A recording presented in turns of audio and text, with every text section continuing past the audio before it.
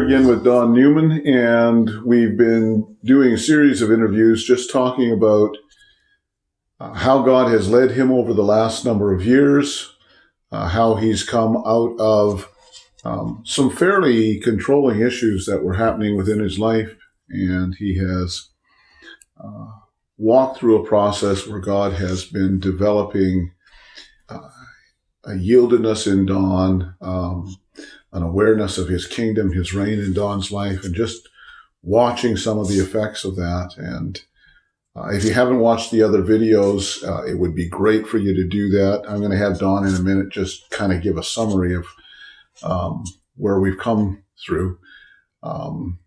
If you want to stay in touch with this YouTube channel, then make sure that you subscribe. That's my PR move here.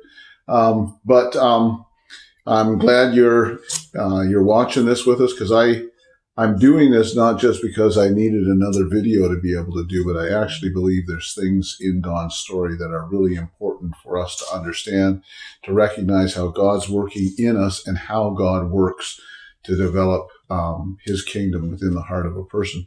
So Don, we've done a lot of talking and 2 full videos, just kind of reviewing your testimony. But how would you summarize for someone that maybe hasn't listened to the other videos, what it is that God's done in your life to bring you to the stage of what we're going to talk about today?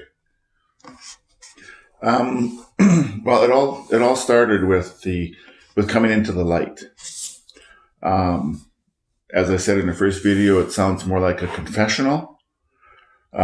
It's not. There's a lot of hidden areas that a person doesn't want anybody to hear, or you don't want to speak of. They're all. There's parts of my life that you aren't going to be involved in, and so those are the things that God wants brought out into the light, so that you can be free from those aspects of bondage. Mm-hmm. So that's. I'm not going to go into detail at all, but that's basically what God brought me through. Okay, a lot of hidden areas, a lot of things that were tied up on the inside, a lot of things that we don't realize that actually have control over us when they're hidden. Mm-hmm. And so with that aspect of bringing them into the light, talking with somebody who is able to listen, who's not able to, who doesn't want to control, but just allow you to be who you are. Mm-hmm. And just to speak them out, just so that they become aired, I guess, mm-hmm. is what you could say, instead mm-hmm. of just a hidden thing. Yep. Because once they're aired, they lose their power, they lose their control, they lose their dominion, their domain over you. Mm-hmm. Okay? And then you become free. That's what that is. As you walk in the light brings freedom. Mm-hmm. Okay? So I remember you talking about walking in the light. It seemed like confession. But then it moved into accountability, not so much as you were talking about accountability to a person, though some of that was involved, but really an accountability in your personal life, the private areas of your life and your heart, before God. And you were learning to walk accountable before him. And as we talked about really over the last 2 videos, he used the instrument of staying within the speed limit to begin to develop a awareness. He wouldn't let you use the speed control. He wanted you to be making the choice. He didn't want you talking negatively about everybody else who was reacting. It wasn't about them. It was about you, and it was about him developing that within you. He began to deal with decisions that you were making that would cause you to be late. So then there would be pressure, other pressures that were going on in your life, people's opinions, how you were responding to that.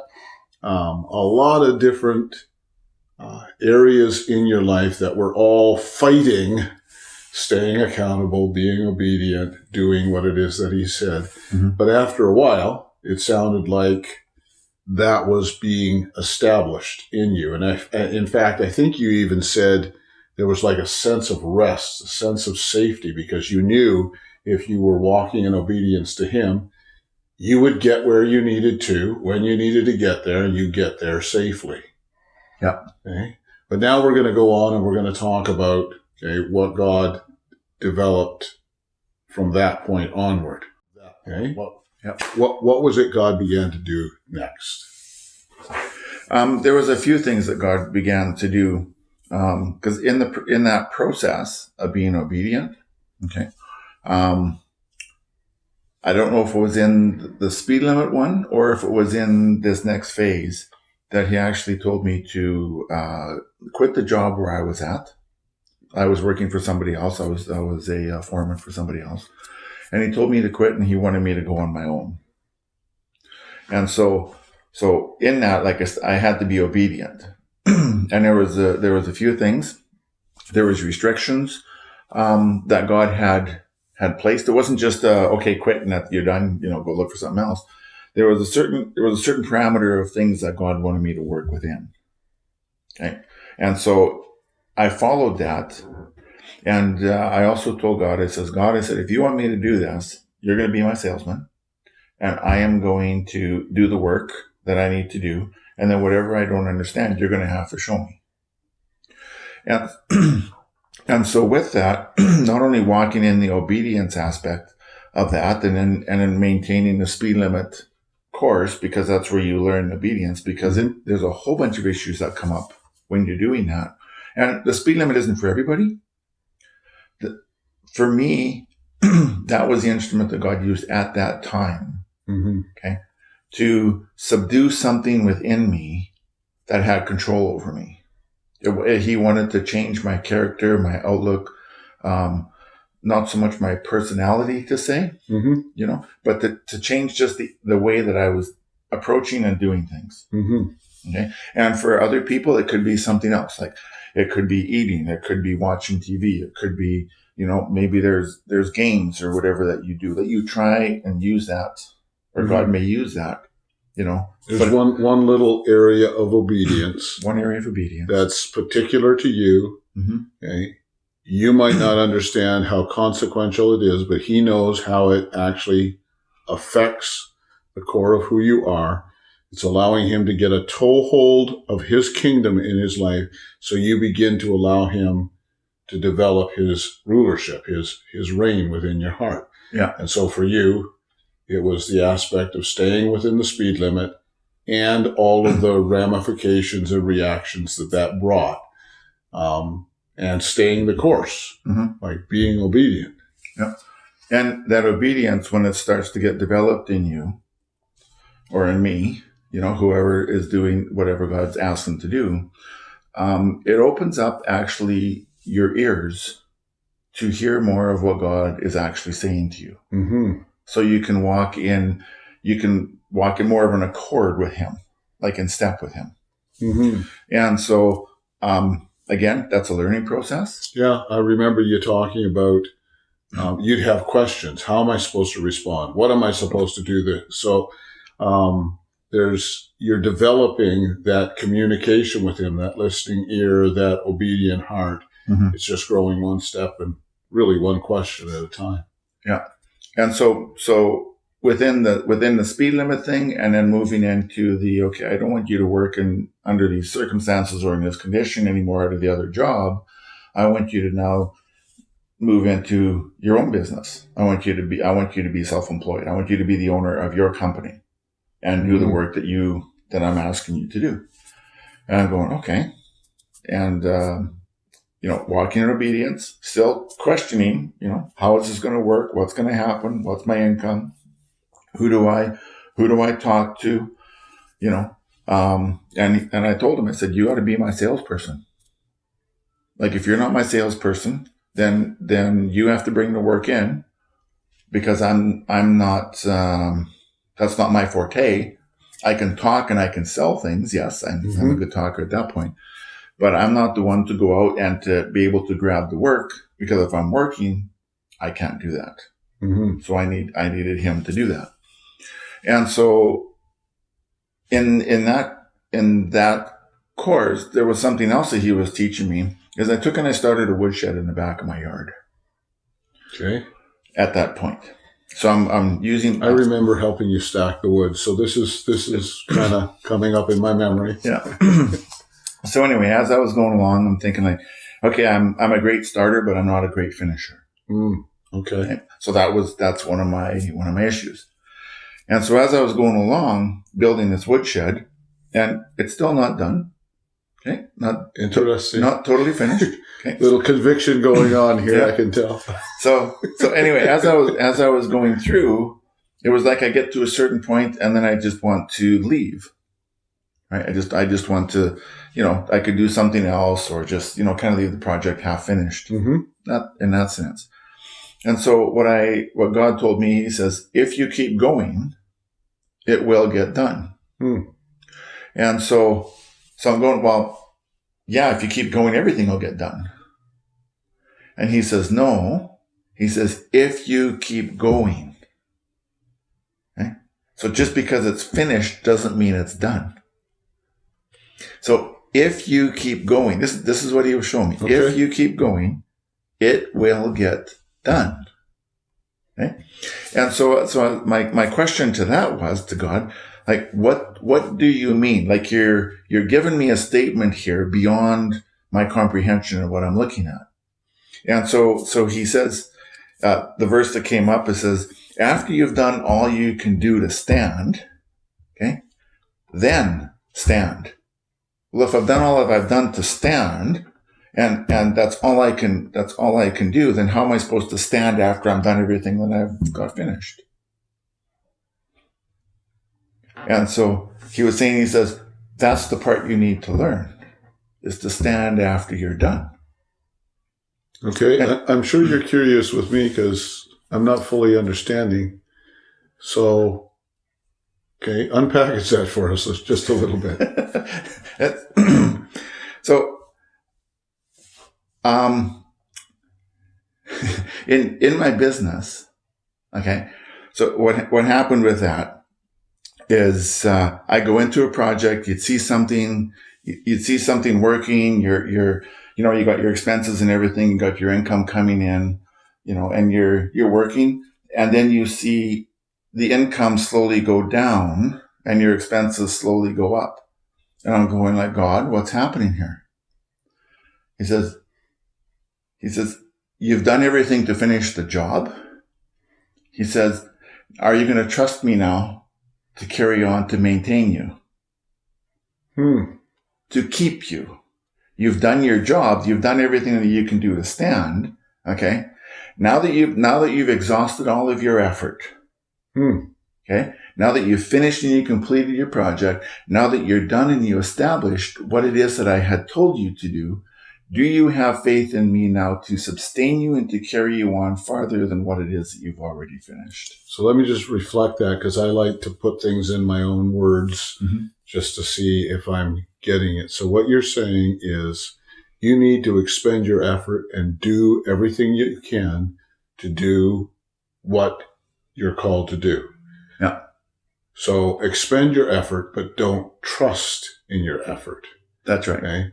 Once you've done it, now stand, regardless of what the results are at that point, and now trust in God that having done all to stand, okay, you will stand.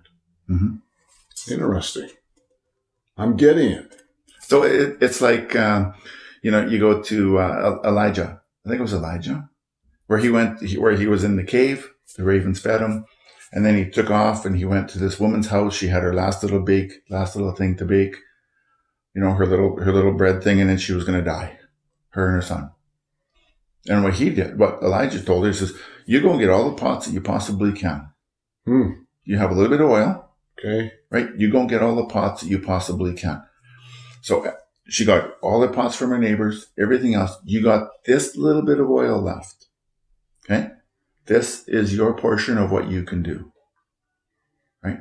So I'm giving you the ability to exhaust all your efforts, okay, in obedience to what I have told you, like not just flippantly just do whatever, okay, but in the obedience, okay, exhaust what I have told you to do, okay, because now you're relying, because in that sense, you're actually relying on yourself And for me in business, when I'm working, I'm relying on myself because I am doing the work and I'm expecting a payment from you and I'm doing that work. Mm-hmm. Okay. So after I'm done all my work, okay, I still have to, I got to live. I got other expenses. I got to pay. I got to keep going, and if I don't have quite that funding or that money there, who am I trusting? Am I going to work harder in order to get what I'm supposed to do? Mm-hmm. Like get the money that I need to do that? So am I going to go past and exhaust myself to the point of where I can't function anymore? He's not asking you to do that. Okay. He's asking you to exhaust your resources to finish what you've done, not to expend yourself. Okay. Like to bring yourself into a place where you can't no longer function, but to finish what he asked you to do. And that's what the woman did with the thing, with the oil. I got a little bit of oil. This is all I have. So I'm thinking I'm going to be dumping that little bit in there, and that's it. But because of obedience, she never ran out of oil until all the pots were filled. Mm-hmm. But she only had just that small little portion to do. Right. And her obedience was to gather all of the pots that he had told her to do. So there was an expending of effort, sending her sons out, I think it was, to gather them. Mm-hmm. She had them, then shut the door and then begin to pour. And she kept pouring and pouring. Okay. But that was what she was called to do. What God was doing was the supernatural, the part that she couldn't do. Yeah. And that's his part. Because I think it's important, as I'm listening to you, I'm thinking there's a lot of people that have a distortion of God's grace, that they think that God's going to do everything for them.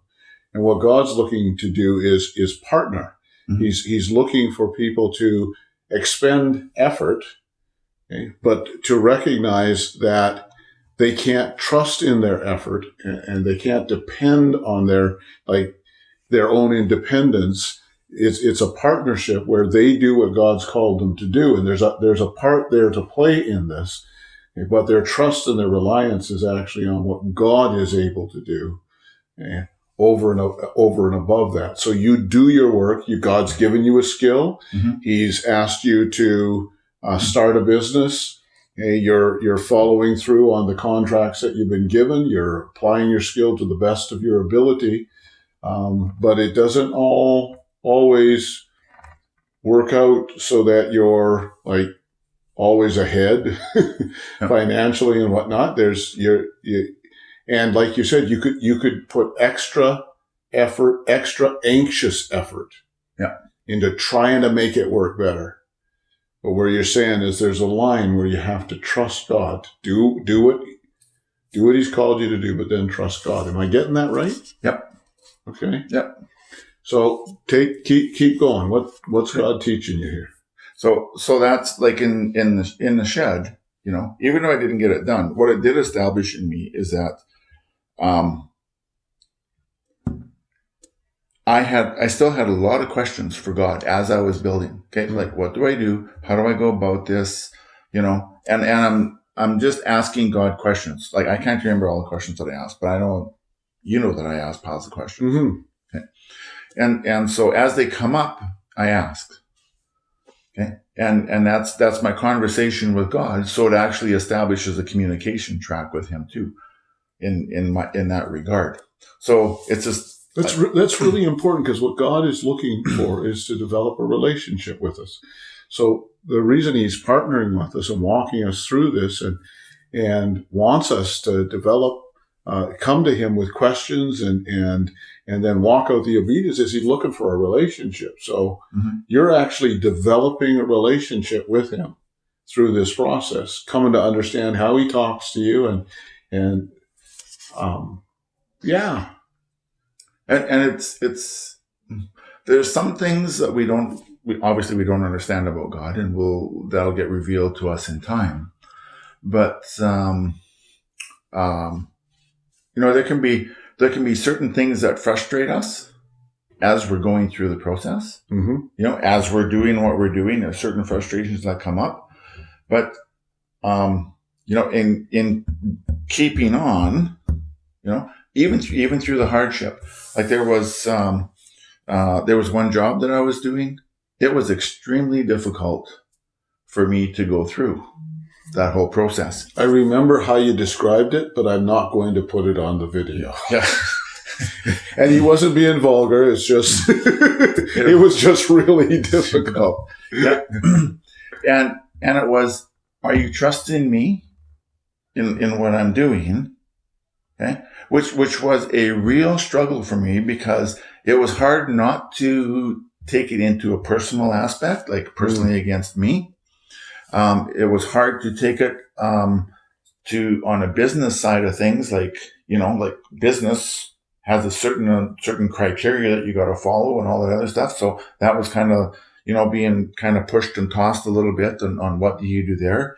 Do you make money? Do you not make money? Do you do this? Do you do this? There's a whole bunch of different things that came into play on that.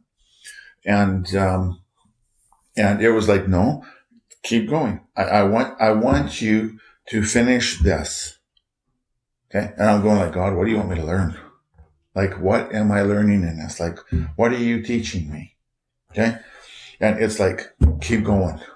Just keep going. Mm-hmm. Keep going. Push through. And, and I did. I finished the job. Everything was done. There was a few things that I wasn't quite happy with at the end, the way the dealings and stuff work. And I'm going like, okay, I got to accept what I got. I got to be pleased with the work that I did. And I there was something in there that changed just a little bit in me that I realized later. And I pushed through and I did the whole thing. And then when I came out, I said, man, am I ever glad that I'm done. Like, finished and done. Mm-hmm. But I didn't know exactly what I had learned at that moment. Okay. Like, I didn't know what I had learned. I didn't know what I pushed through, and going back to one of the videos where I says, if you're in the middle of the war and you're in your little bunker and you're shooting at the enemy and you're doing whatever, you don't know if you're actually winning the war or not, because you are in your little bunker. Mm-hmm. Okay. So you don't know what's happening on the rest of the whole front or the rest of the line or the rest of the stuff going on. That's only when you come back out that's revealed to you. Okay. Right. And that was in one of the videos too that we talked about. And so anyway, in that whole process, what I've learned is that my reliance, okay, is not on what I do. Okay. I enjoy what I do. And I've mentioned that a few times. Like, I really like what I do. There hasn't been very many things that I didn't like that I did. Mm-hmm. Okay. I enjoy what I do. I've done many different things. And when it came to that point of it, it was like, it doesn't matter what happens on the external. Okay. If I enjoy what I do, okay, you'll never be able to take that away from me. And it was like an expression of, okay, God was almost saying that you're almost getting it. You're almost getting it. Okay. And I'm going like, what am I getting? What am I getting? What am I learning? What are you teaching me? What are you doing? It says, and the aspect of it is that you can never lose my joy if you follow through my footsteps. Okay. You'll never lose that. Okay. Because he says, it's, how does that verse go? Because he's the one that gives us joy. Right. And so even though all the frustrations came, even though all the hardship was there, even though all the, I'll call it pain and agony was in that moment and in that time. Mm-hmm. Okay. Because I was walking in obedience, okay, there was still a peace and a joy that came over me through that whole process. And he says that nobody can take away from you. Let's stop for a second. Okay. A peace and a joy. Yeah. What were you joyful about? Um, Because I know it wasn't the circumstances. it wasn't the circumstances. It wasn't in there. necessarily the people that you were working with through the process. It wasn't because of the profit you were making in spite of the difficulties. It definitely wasn't that. Or the deficit So that happened. what was the joy? What was it? It it's really hard to explain. Is that when you've gone through a really difficult task, okay, and the person who has actually placed you in that task shows you it because it all comes at once. Okay, it shows you appreciation, it shows you acceptance. Okay, in those two areas there, it shows you that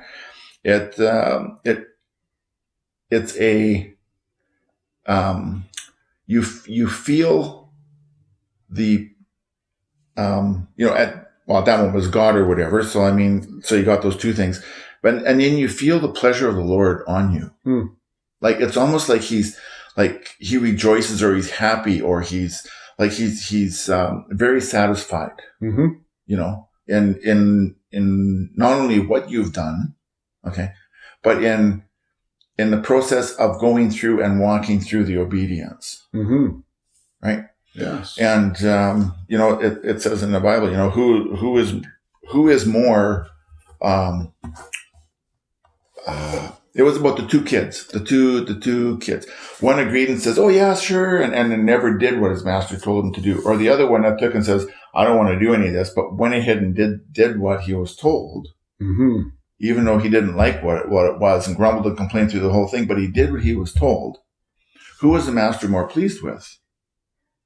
The one who grumbled and complained through the whole thing, but did what he was told.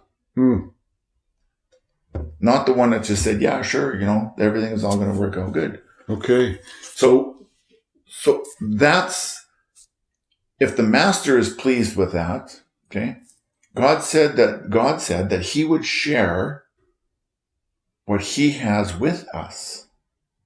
So he's sharing his joy with us. He's sharing his well done, in that moment. So he's sharing that. He's sharing his peace because that brings peace. God is peace. God is love. There's a whole bunch of emotions that all come into that joy. Like it's not just a laughter or that type of thing. It's the core definition of what joy really is. Like that's what you feel. And you feel like a peace that comes over you. It's the peace beyond understanding.